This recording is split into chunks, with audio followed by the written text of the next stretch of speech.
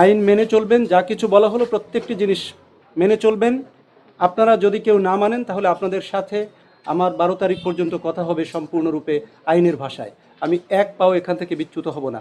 আমার কাজ সম্পূর্ণরূপে পেশাদারিত্বের সাথে হবে। অ্যাজ রিটার্নিং অফিসার আমি এখানে আইনের মধ্য দিয়ে এসেছি, কাগজের মাধ্যমে আমার কথা হবে কাগজ, আমার ম্যাজিস্ট্রেটরা প্রত্যেকে তাদের জন্য একই ভাষায় আমি কথা বলতে বলবো সকলের সাথে।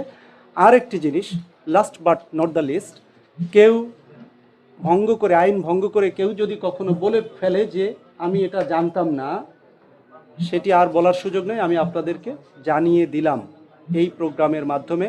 আশা করি ভবিষ্যতে আপনারা সকলেই আপনার নিজ নিজ সম্মান বাঁচিয়ে রাখার জন্য এই কাজটি করবেন।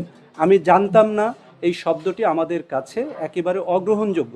জানতাম না এটা বললে আমরা ফাইন থেকেও বিরত হব না, আমরা জরিমানাও করব, জেলও দিব।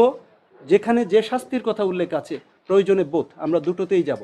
কেউ কারো পক্ষে অতি উৎসাহিত হয়ে নিজের ক্ষতি যেন আপনারা কেউ ডেকে না আনেন। এটা আমার সম্মানিত ক্যান্ডিডেট যারা আছেন তাদের জন্য যেমন সত্য, এবং যারা তার হয়ে কাজ করবেন তাদের জন্য সত্য। আশা করি আমার মেসেজটি পেয়েছেন। নির্বাচন অত্যন্ত পবিত্র একটি দায়িত্ব।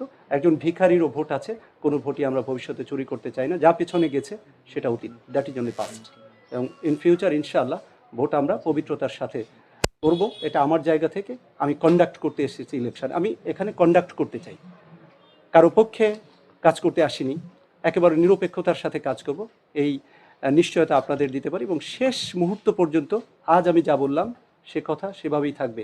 এই চার দেয়ালের এই প্রকোষ্ঠে, অন্ধকার প্রকোষ্ঠে আমি যে কথা বললাম সেটি আলোর মতো উদ্ভাসিত হবে ইনশাআল্লাহ 12 তারিখ পর্যন্ত। এর বাইরে অন্য কিছু হবে না।